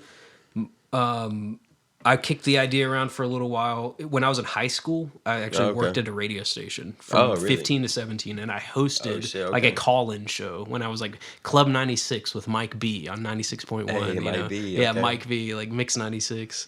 But yeah, but that was in high school, and so fast forward like 10, 15 years later, and I was living with this chick, and we broke up. She moved out, and I got this little studio apartment, and I was just feeling very free, kind of the place that I'm back in now. Like I'm feeling very free artistically, and just like kind of all-wise. Like nothing's really holding me down right now. Like I just switched jobs, I have more freedom, and that was kind of the place I was in at this time, and so. My buddy Sterling like had a Yeti microphone, kind of like that Snowball one you have over there. Yeah. But it was like the silver kind. Yeah. He had one of those at his place. And I remember looking at it one day and going, man, this is badass. Like, this mic's pretty dope. Like, what do you do with it? And he's like, oh, nothing. And I was like, man, if I had one of those, like, I don't know, I would do something with it. Some kind of like audio. And so he bought me one for Christmas, exactly like his. Man. Really good friend of mine, man. He was like doing well that year, so he bought me that. He bought my friend Mason like a gaming keyboard that year. Like he was just hooking us up with stuff. So that night I took the mic home and I just like turned it on, plugged it in my computer, and just started talking. And that was episode 0. You know, and so like, why did I start it? I don't really know, man. Yeah. I think the bigger mystery to me is that's even like, doper though, that you don't even know, you just did it. There's no agenda, and I figured it out as I went. Like the cooler thing to me is that not only did I start it, like I kept it consistent. I haven't done that with anything else in my life, dude. Women have come and gone. Jobs have come and gone. I've lived in 100 different places, you know. But like this podcast, you know, music I'll do for a while and then stop. This podcast has been like just my that's really dope, whatever, like the thing I like hold on to, you know? I know exactly. And I don't really know why, you know, but I can't stop now, man. And it's like, and it's not just recording it's like booking it, recording it, putting out the video, putting out the audio, doing the post, getting the pictures, the promotion all afterwards, of it, the promo, posting, all of it, dude. I like the whole thing, man. I like booking, bro. I like people asking me if they can come on. That's the best. I like asking people like, I know this is a long shot, but I'm still gonna ask. Like, you know, just keeping it feels good to have the books filled for the next couple of weeks, and you know, I always stay 2 weeks out, you know, and that feels good when I get that locked in. And as soon as after we get done with this one and I start editing, like usually while I'm editing, I'm already hopping on the phone and I have a list of like 50 people that I want, and I'll just kind of go through and start texting around while I'm editing, and get that way I'm always 2 weeks ahead, you know, and that feels good. And then like I said, even though I might, you know, just be not even, you know, might even not go to sleep or whatever some weeks or whatever, but it feels good knowing like when that bitch is up on YouTube and all my platforms and stuff, and it's like on Monday, bro. Like I did it. Like I hit another damn Monday. Yes. And it's not no half-ass shit. Like, you know, I you know, it's done. It's a good feeling, isn't it? It feels good, dude. You know, I mean, I'm pretty consistent with shit I do, and like I pretty much, you know, I do my best to ride shit out. You know what I'm saying? Which again is unfortunately why I rode that other situation so long, but. Like, I usually stay pretty consistent with shit, you know what I'm saying? My reasoning for doing this is simple, bro. Dude, I just like conversation, man, and nobody fucking talks anymore, you know? Or if you do talk, you're hanging out with some people, and you're also eating or you're drinking, and, like, checking, you know, there's other people and your phones. That's why, you know, I ask everybody to put your phones away for this, and, like, nobody just sits and talks, like even if you're with your best friend or whatever, sitting at, even if you're at your own home, like there's going to be music playing or radio or like the TV is going to be going, or like you said, the phones, and you might be eating or doing this and that, or if you're at a bar or a restaurant, whatever, you're not just sitting at a round fucking table with three people just here to talk. And you never know where the conversation's going to go. Case in point, the last episode that you release, right towards the end of the episode, y'all start talking about technology and how it's like rapidly developing. On yours and my episode, you start talking about, that all that stuff that we were talking about at the beginning of this episode. Like we could be at a bar, like at a show or something, and like talk to each other. We would never end up talking like that. That wouldn't have come up because we needed to. If you noticed, it was organic. Like that's why, because I told you I didn't really like talking about it too much. Even though it felt really good after talking about it, finally did feel good. Because again, I didn't really want to talk about that, but I didn't just come on and just start talking about that. I had to feel you out. It was organic. Like I kind of got to know you a little bit, even in that short amount of time, and then I'd tell you about this and like I said, man. That's why I love watching interviews, bro. Like I that's pretty much all I do is watch interviews. Like I said, this. Rare that I find some shit I actually want to watch. Like again, that show y'all should check that shit out. But it's a good ass show. I know you're on Charlemagne all the time. Charlemagne the God, bro. Like one of my favorite human beings ever. He's real big, big advocate for mental health. And do you listen to the podcast he does with Andrew? Yep. Whatever his name is. Shab or whatever. No, not Shab. I forgot. You know what we're talking about. But dude, he's funny as fuck though. Damn, what's his name? I don't know, man. Fucking Andrew, dude. Andrew Schultz. Yeah, Schultz. Yeah, Schultz. Yeah, Andrew Schultz. Yeah, he's the future right now, I think. Dude, yeah, he is stand-up. He is the future. He's changing like the way the industry works. Yeah, completely. And I think him and Theo and and Chris and Dilly and all them are definitely like on a different, But it's more him, so as far as the business, he's switching up because he did the whole YouTube thing and said, "Fuck y'all, I'm gonna just to the management agents and shit." But like as far as podcasting in general, man, no one talked about that technology shit 10 years ago. Yep. No one talked about like how AI is coming on. Like there's all these conversations happening now that weren't had 20 years ago. At least not to where however many other people could hear them. Right. And that's fucking interesting, dude. Yeah. We're doing something that is active within the rapidly developing technology. Like we're adding to that. We're having these conversations. Exactly. Like that shit's important, dude. Yeah. One guy came on my podcast. Shout out to Demario Davis, man. Like he's got a lot of great things to say. He's going to come back on my podcast soon. But he told me. Before the podcast started one time, I don't remember if it was before or after we finished, but he said, "I want you to know that what you're doing is important. Like these are conversations that people need to hear." And I was dope. like, "Damn, man, that's a good feeling, man." And same to you, bro. Like this shit's important what we're doing right now. You know what I mean? Like I appreciate that. Yeah, I think congratulations so too. on all this, man. Yeah, dude. I mean, it's good. It's content. Like I said, it's this isn't like a silly goose time. And again, the silly goose time thing is if you don't know who Chris D'Elia is, you're like, what the fuck are these people talking about? silly even goose more time. Than content, this is older than us itself. Just people talking that's what I'm saying. It's older than anything. We might as well have a campfire here. You see what I'm we saying? have the sage. Basically, that's basically trying. What this is, dude. We're gathered around a campfire talking. Like I said, no cell phones. We're sitting. My cat's sitting here chilling with us. Got the little mini campfire going, and we're just bullshitting, talking. But I have one question written on here, bro, and it's literally just simply, and I didn't even need to write it down, dude. You know what I'm saying? What made you even want to start it? And then I have your handles and shit.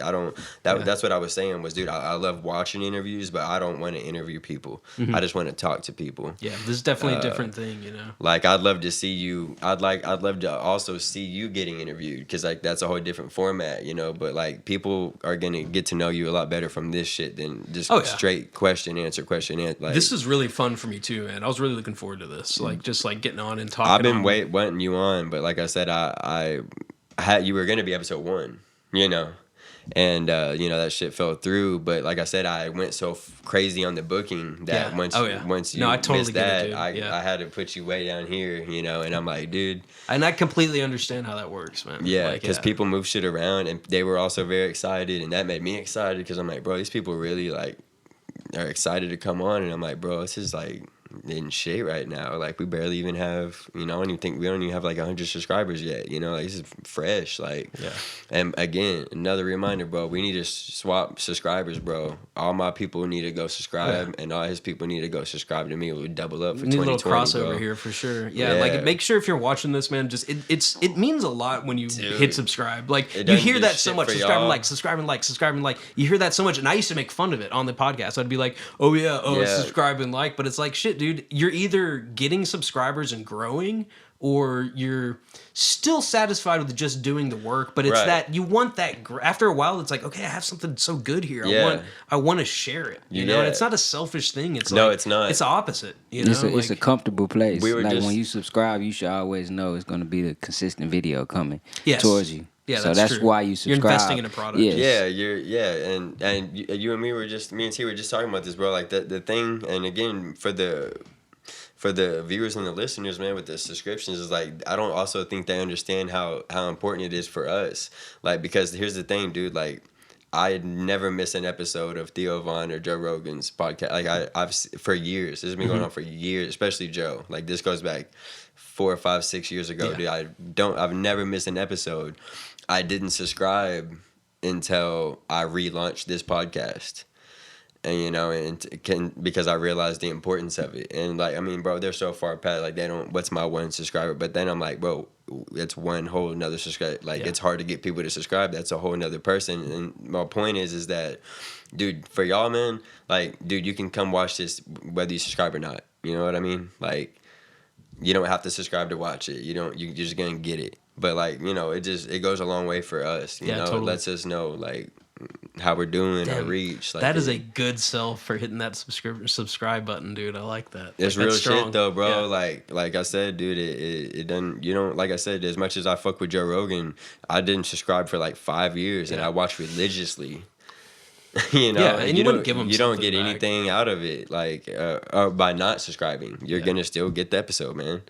There's just something important. I make sure to, if I look at a post on Instagram and I chuckle or something, I fucking like it. Yeah, it's like exactly. Thank you for giving me that. It's this weird like Black Mirror currency of like trading likes for a little shot of dopamine or whatever. But it's legit. We actually just launched a Patreon, which is a whole new level. I saw you post about that. It's like, how do you relay that message to people? And I straight up put in the Mind the Tambourine clip, I'm like, we need a new mixer and we need a new mic, and me and Alex are both broke. Okay, now I remember that. Yeah. I remember that post now. Yeah, it's a patreon.com/TFTH, which stands for Transmissions from the Habit. That's what I was gonna also ask you. I was like, the fighter and the kid. I was like, what? It's kind of T-Fat K. I was like, what are these? What is? I didn't put it together because even at the end of the message, you said that's another transmission from the Habitat. Yeah, I got to start. I'm gonna start pushing that more. Like that's really dope. It's all just coming together. Fake it till you make it, dude. Yeah, just like start. Exactly. I'm such a big believer in like just starting. Dude, like, that's the hardest part is just starting some shit. We talked about that on my podcast. Yeah, just going to the gym, bro. The hardest part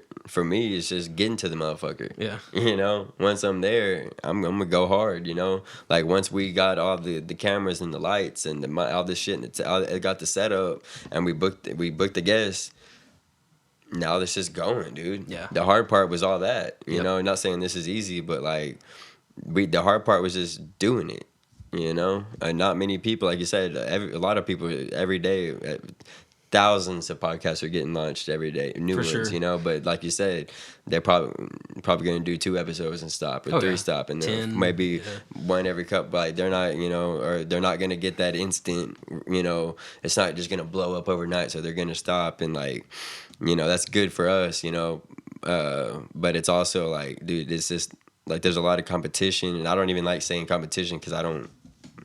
It's not a competitive thing. If you view as everyone who has a podcast as competition, it's not that type of thing. It's not. Podcast is just a word. It's just a word, and that's just what this is. But but there is only so many hours in the day, and people can only watch so much shit. And so like the less podcasts there are, There's podcasts that I love that I'll not listen to for a while just because there's so many that circle back around, and all of them are coming out every week, and it's like it's a lot, dude. But that's what's cool is you connect onto somebody. If you're doing one, it's like find out what's different about you, or just like be you, because that's what's cool about it. Same with stand up comedy. It's like if you're you, then there's no one else like that. Same with anything, right? Like there's no one else like you individually. Yeah, and if you're being you, then you're unlike everyone else in the world. Yeah, and it's impossible for anyone to to do that. Again, like, and this is the last time I'll bring T's music up, but he's just such a good example. Like, you can't copy that shit, dude. I'm not saying he's better than you or worse than you. It's just so him. It's so him that only he can do that.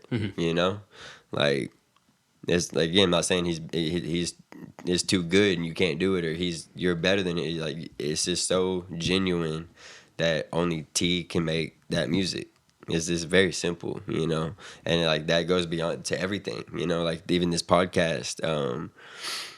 I just do me, like even right there I say, and I also say, like, you know what I'm saying, shit like that. Bro, that's just how I fucking talk. And like I put out my first couple episodes, and I was asking for constructive criticism, and people were like, man, you just say this too much, you say way too much, or you say what I'm saying too much. And then like I started getting in my head, and I started really like it got me kind of down, and I started like really paying attention to it, to not even just the podcast, but just how I talk in general. And I'm like, man, fuck that, bro. That's how I talk. You know what I'm saying? Like, that's just how I fucking talk. So fuck it, Yeah. So I'm just gonna do me. Like, and again, like, not my podcast isn't better or worse than anybody else's, but only I can do this one. Yeah, and that's been a process for me, is like gravitating towards me. Because like when I first started, it was like, and I'm kind of exaggerating a little bit, but I was coming at it from an angle of like, hey everybody, welcome to the podcast. Like, here's what we're doing this week, and make sure that you blah blah blah, like kind of that radio shit. And but I like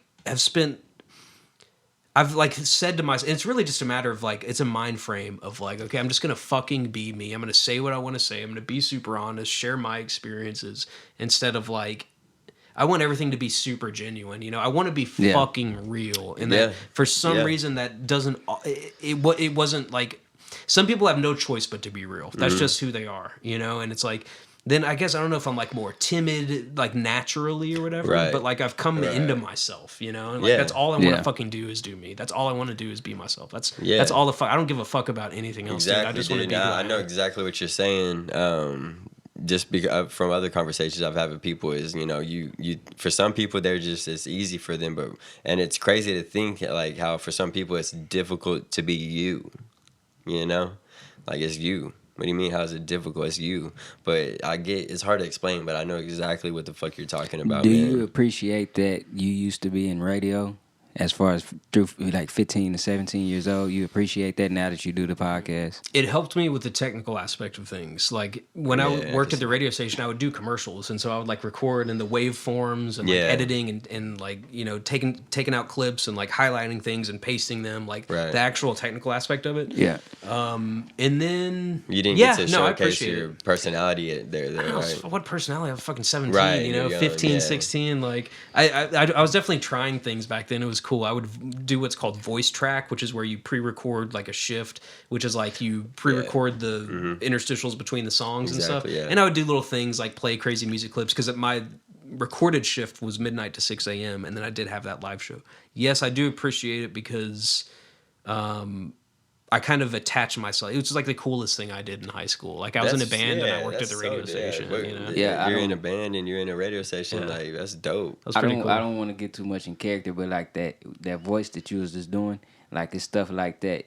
Welcome, ladies and gentlemen, to the Unfriended podcast. That's that kind of stuff people like really like. You know what I mean? I know, like, dude. I know. But there's people who are starting to not fuck with that. People gravitate away. It's people that's not always gonna mess with it. Like my favorite thing was always Duff Man. When Duff Man come on the scene, look where he's at. He's in the blimp. He's on TV. He's like on radio. Yeah. Like he's everywhere you want to be. But listen how he talks. You know what I mean? Listen what he does and his mannerisms. There's just like, radio voice, you know? Yeah, And honestly, yeah. like if I want to think about like making money doing what I love, I've thought about doing some voiceover stuff. Like I want to put together a demo reel. Yeah. And like, you know, I can do I these can hook you up different- on that. Get Yeah. high quality. Like Yeah, you have better mics than I do for sure. Better setup. But Couple yeah, so that would shout be out cool. Klarity yeah. Music Group. Yeah, I'm Nice. trying to come Klarity record. Music Group. Fuck yeah, dude. Shout out to you guys. And but that's that's kind of a future that I could kind of envision for myself. It's just a matter of buckling down. One thing I want to do, I just want to say this on tape because I haven't said it on my podcast yet, but like one thing I want to do in 2020, you see this fucking like demon liquid that's in here that can either be a good time or it can either like ruin relationships and fucking make you feel like shit the next day. Yes. I want to like pull back on the partying a little bit because I do hang out with the Meech guys, the Meech Pango guys, and they're fucking 23, 24, 25, and it's like balls to the wall ragers all the time. You know what I mean? I'm too old for that shit now, dude. Like I turned 32 a couple of weeks ago. You know, like I'm it's like there's got to be a self-control aspect to everything. So I'm kind of putting myself on blast. I'm gonna watch this back. It's good to do that because you're gonna have to hold yourself accountable now, man. I hope so. Yeah, You know, no, you will, man. We talked a little bit about that even back when I was on about the drinking and stuff like that. Yeah, it's a consistent thing. Luckily, it wasn't even a choice. I just been busy and I don't really have time to, drink or whatever. But like I did tell you, I self-medicate in other ways for my depression and stuff, which is not the best, healthiest things in the world, things I need to cut back on. But luckily, as far as with the drinking, I mean, everybody has their vices and shit, whatever. And drinking used to be one of them. But like I said, it wasn't even like I need to stop drinking. All of a sudden, I just realized one day, like, bro, I don't even remember what happened when somebody asked me to meet him for a drink. And I was like, bro, when's the last time I even had a drink? And I was like, bro, it's dope. Like, again, I went and had the drink. I don't have a problem with drinking. I just didn't even think about it. But, like, since then, I mean, even me and T working and shit, but we're together almost every day working on this podcast or the album and shit, but we might get a beer like once a month or something. Like, we might go to the store or something and maybe get a beer, bro, but like, you know what I'm saying? But again, we got other vices and shit too. Yeah. Drinking is just one that I got lucky that, I don't have to really fucking worry about and shit because I was out there driving and getting fucked up and drive like. Oh yeah, that's something, dude. That whenever so fucked up. A couple bro, weeks before my birthday, you realize how fucked up that is. Oh yeah, man. yeah. I've never fucked, dude. I mean, there's only so much I can say, but like I'm making a resolution to fucking Uber, like anywhere I want to go. Like fuck drinking and driving, dude. It's so fucking risky. And it's just fucked and I've done up. it a lot, way too much than I'd like Putting to other admit. people in danger and shit. Oh yeah, it's like selfish, putting yourself, dude. of course, but like to put other people in. That's my thing. Yeah. It's like to put So many other things people in can go danger wrong. like that, bro. It's just really fucked up, man. Yeah. And like, I don't know. That like again, luckily I haven't been having to even worry about that shit. But Right. But that's my shit, man. That's something I'm dusting up in we're 2020. gonna hold this. Like I said, this is gonna be on. This is recorded, man. It's gonna be. It's gonna. Is be, it the last episode of 2019? This is the last episode of the year, man. Auld Lang I'm glad you Syne. brought that up too, dude. Yeah, last episode. So for y'all who've been like helping us launch this shit, you know what I'm saying? Again, subscribe, man. If y'all haven't yet, because the thing is like I see the numbers of the views. And there's so much higher than the subscribers. So like I know people are watching. It's like, well, just click that button, man. It does a lot for us, man. Yeah. And just so I know, like, you know what I'm saying, who's supporting me and just it's just, it's just a little support. It's just a click of a button for y'all. You know what I'm saying? And it goes a long way for us. And again, subscribe to his too. Yes. And I'm gonna put all these links to everything. Hey, and I know when this drops, it's gonna be 2 days before New Year's. So if you're drinking and driving, I hope you get caught. Right. Because we're gonna wrap I'd rather it up, you but be that's alive. Uber, man, for real. Not because that DUI is only gonna hurt you so much. Yeah, it's Kill yourself. That's gonna hurt you a lot. It's gonna hurt you a lot. Yeah, that's mentally. We'll end it on that, bro. And I'm glad you brought up the fact, though. Yeah, last episode, man, of the year. Yeah. 2020, we have some really dope stuff like set up, and we'll talk about all that throughout this, 2020. But I really do want to end on that, bro. Like the drinking, like just be safe, man. Just be safe. Uber, man. Fuck a Uber, bro. Take your Ubers. Thank That's you for your mom's joining. house reference. Unfriended. Yeah. Subscribe to Michael Baston. my boy. Fuck Yes. yeah, All these links will be below. Thank you guys. Again, I'm gonna hold you hostage for 10 seconds, Good, man. Love you guys. Thanks for having me on. Oh, dude! Like again, you were supposed to be episode 1, you know. So I've been wanting to have you on, but Better late shout than out never. to Panther City Hat Company. Again, man, I'm gonna put all the links below. Those are just 2 of the hats. I'll leave these up, man. Those are 2 of my Nice. favorite ones, man. Real nice. And after the episode, I'll show you all the rest of their stuff, dude. I have quality. all their merchandise. Dude, it's really high quality hats. For 15% off, just use the code Unfriended at checkout at PantherCityHatCo.com. It's PantherCityHatCo.com. Link's gonna be below, so give that, at least go check the website out and look around, man. They're gonna have something for you for sure, man. They got a lot of dope stuff. And then shout out to Klarity Music Group for the production of this podcast. It's Klarity with a K. You can find them pretty much wherever. And we're going ahead and wrap it up, man. Check out my boy Michael Baston's podcast and Mind the Tambourine. Yeah, Mind the Tambourine. Transmissions from the Habitat, baby. Yeah, all of that. I'm gonna put all them. There's links below, and then shit. I guess we're gonna see y'all 2020, man. So later, y'all.